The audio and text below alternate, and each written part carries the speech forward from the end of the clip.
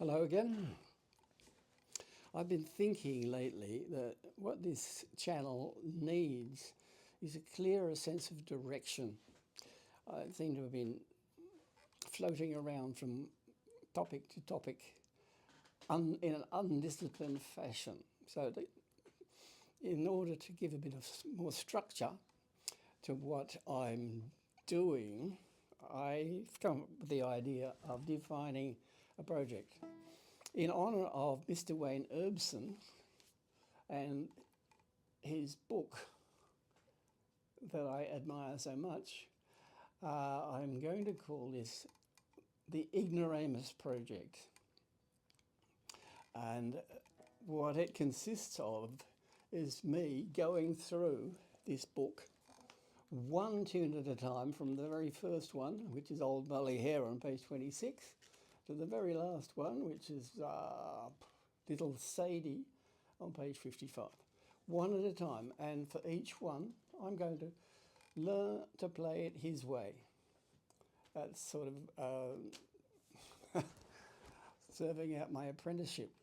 But in many cases, playing it his way won't actually satisfy me, and I will want to play it differently. And so I will present two different versions and maybe talk about the differences between the two. His one and my one, and why I've decided to change things. Usually, mind you, usually because of my vocal range, and I'll talk more about that as it comes up.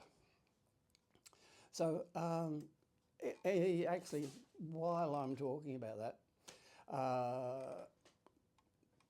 Mr. Erbsen is a hero of mine. He's written many books, and I've got most of them.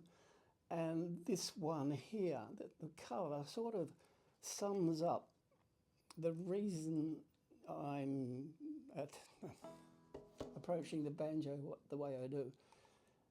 It's harking back to something that possibly neither Mr. Erbsen or myself experienced in our childhoods, but we would have loved to.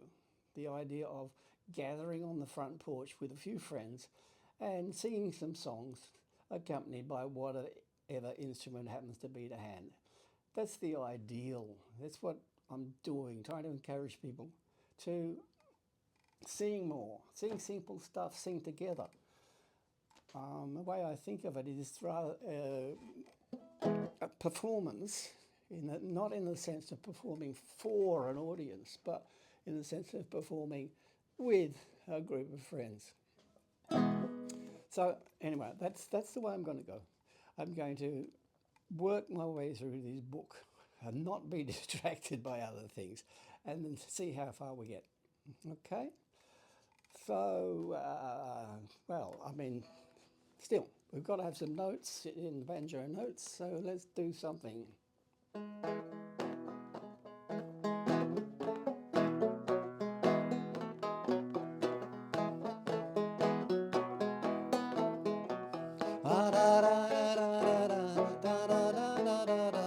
Hook and line to catch a shag, all ever caught was my old dad.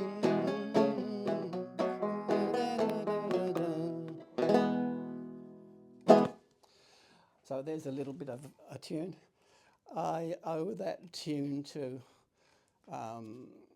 a chap called Art Rosenbaum, who's written a very nice manual called Old Time Mountain Banjo that I appreciate as well. But I'm not going to get sidetracked.